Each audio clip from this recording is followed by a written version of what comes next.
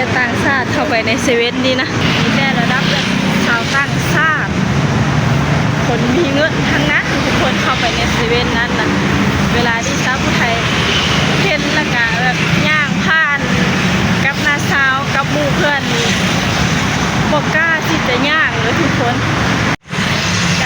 สบายดีสวัสดีฝั่งไทยฝั่งลาวเด้อ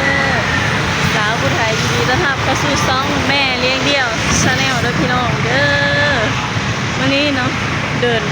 ดินทางคนเดียวทุกคนเดินทางโดยรถเมล์เนาะรถเมล์ตลอดสาย8 บาท12 บาทเนาะ15 บาทก็มีเนาะสาวผู้ไทยประทับใจแล้วก็แบบตื่นเต้นเซเว่นแห่งหนึ่งทุกคน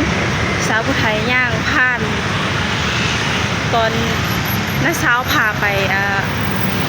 ปเที่ยวเนาะวันนี้ได้มีโอกาสมาทางนี้เนาะก็เลยได้อยากพาพี่น้องมาชมเบิ่งเนาะเซเว่นแบบหรูหราขนาดทุกคนสาวผู้ไทยย่างผ่านแบบว่าบอกกล้าย่างผ่านเลยว่ามีแต่คนระดับแบบว่าระดับคนมีเงินทุกคนเฮาไปนะ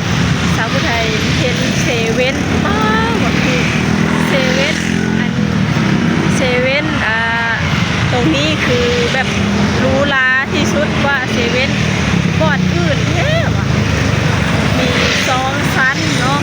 ข้างล่างเป็นขายของปกติเงินเซเว่นทั่วไปเนาะเซเว่นทั่วไปสาวผู้ไทยได้เข้าตลอดเนาะแต่อันนี้เซเว่นมันบ่แม่นเซเว่นธรรมดาเด้อทุกคนเป็นเซเว่นมี2-3 ชั้นทุกคนมีบ่อนนั่งกินอาหารหนัก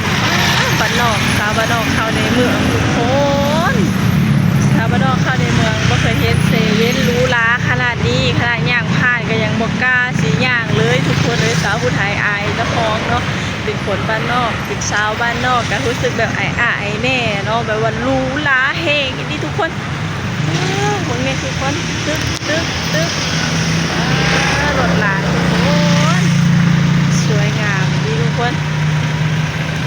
ไปทุกคนไปเบิ่งนำกันเซเว่นที่สาวผู้ไทยว่านี่จะหรูหราขนาดใดเนาะครั้งแรกในชีวิตของสาวลาวเนาะสิได้เห็นเซเว่น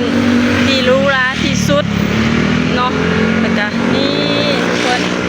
มีโรงพยาบาลศูนย์ตาเด็กด้วยโรงพยาบาลบ่อันนั้นนะทุกคนเบิ่งซอยใครเนี่ย3 4 5 6 7 ชั้น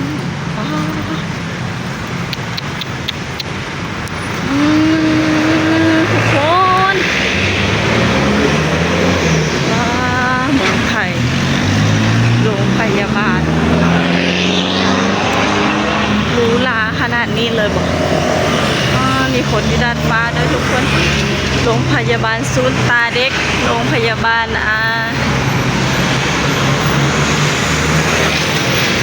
จากสุรัตนินบอกอ่านผิดก็ขอโทษขออภัยเด้อพี่น้องเด้อภาษาไทยก็บ่ค่อยเก่งปานใดเนาะสำนักงานใหญ่ๆเลยทุกคนเซเว่นแห่งมาป่ะทุกคนไปเบิ่งเซเว่นที่สาวผู้ไทยว่านะสีหรูหราสำใดสีหรูหราอลังการสำใดสาวผู้ไทยย่างผ่านแบบว่าคนลุกเลยทุกคนเซเว่นอันนี้คือเป็นหรูหราแท้คนลุกย้อนว่าเพิ่นแบบหรูหราอลังการขนาดทุกคนเซเว่นที่สาวผู้ไทยเคยเข้ามันมีแค่ชั้นเดียวเนาะแล้วก็แบบขายเครื่องของทั่วไปแต่อันนี้เป็นเซเว่นที่พิเศษขนาดทุกคนนี่ชันนี่ทุกคนนี่เซเว่นนี่เซเว่นนี่แหละเนี่ยผมพูดว่าคนจะให้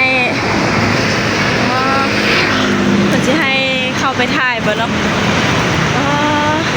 เซเว่นนี่แหละทุกคนนี่สาวผู้ไทยบอกกล้าย่างผ่านเลยนี่มีแต่ระดับต่างชาติเลย เพิ่นว่าห้ามถ่ายรูปทุกคนนี่มึงเนี่ยมีแต่ต่างชาติเข้าไปในเซเว่นนี่นะห้ามเข้าไปถ่ายรูปในอันนั้นเนาะได้แค่ถ่ายข้างนอกก็ดีใจแล้ว เซเว่นดูลายนี่ทุกคนผูมึงเนี่ยข้างบนเป็นบ่อนนั่งกินอาหารอีกมีแต่ระดับแบบสาวผู้ไทยก็อยากย่างผ่านเลยทุกคนเลยเซเว่นเมืองไทยโอ้โหสุดยอดเลยขนาดป้ายก็ยังดูละอลังการที่สุดเลยเสียดายเนาะทุกคนเสียดายเพิ่นบ่ให้เข้าไปถ่ายรูปในข้างในถ้าให้เข้าไปถ่ายในข้างในได้ก็คือแบบความหรูหราดีสุดยอดสำหรับชาวบ้านนอกเลยทุกคนมีแต่ระดับแบบชาวต่างชาติคนมีเงินทั้งนั้นทุกคนเข้าไปในเซเว่นนั้นนะเวลาที่ชาวผู้ไทยเห็นละกะแบบย่างผ่านกับน้าสาวกับหมู่เพื่อนนี่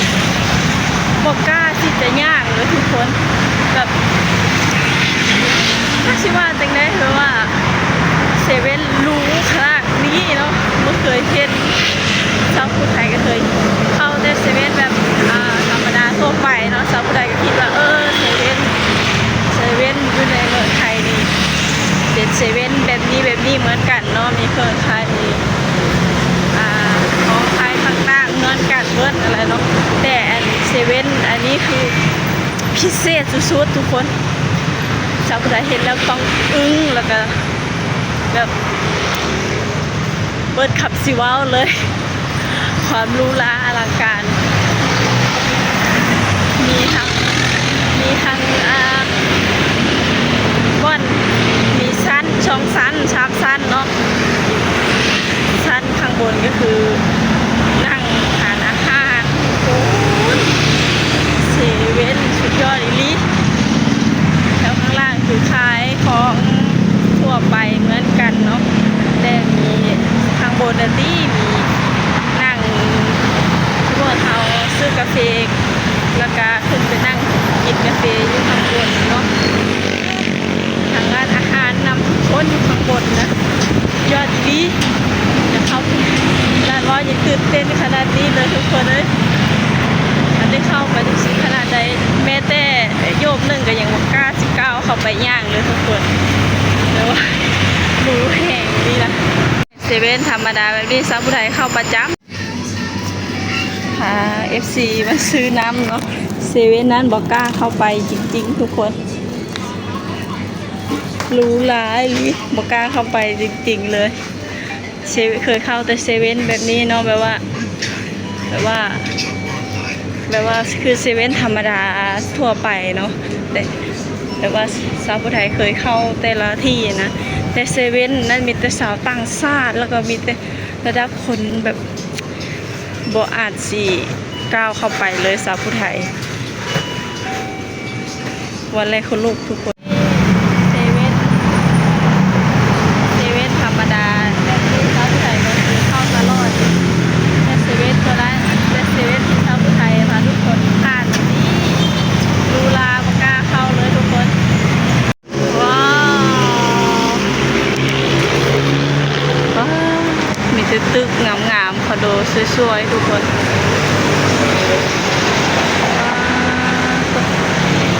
ร้านขายยาสะดวกสบายดีมาที่นี่เขาแต่กันที่ขอโจ้ไอเพลงเท่านี้เด้อเอาไปซื้อน้ำปากกาเข้าเซเว่นที่สาวผู้ไทยพาทุกคนผ่านนะแบบดูลาเฮงดูที่เป็นสาวต่างชาติที่ได้คือแบบมีเงินสาวผู้ไทยว่าปากกาอาจจะก้าวเข้าไปเลยเนาะแล้วที่นี่ทำอะไรก็ขอจบไว้เพียงเท่านี้เด้อนี่คือแบบความตื่นเต้นความแบบเป็นบ้านนอกนะของสาวลาวเขาได้หนุ่มกลุ่มเนาะเห็นอย่างกับที่รู้ลาที่ก็เคยเห็นอยู่บ้านก็คือแบบตื่นเต้นแล้วก็แบบ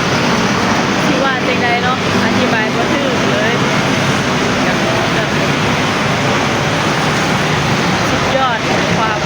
สวยงามความอลังการของเมืองไทยเนาะเอาสำหรับที่นี้สาวเกิดขอจบถึงตอนนี้เด้อมาพี่น้อง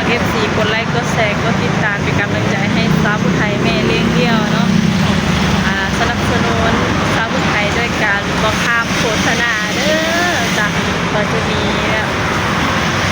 มีเงินส่งค่านมให้ลูกเนาะส่งขยะให้พ่อเนาะจ้ะฝากพี่น้องFC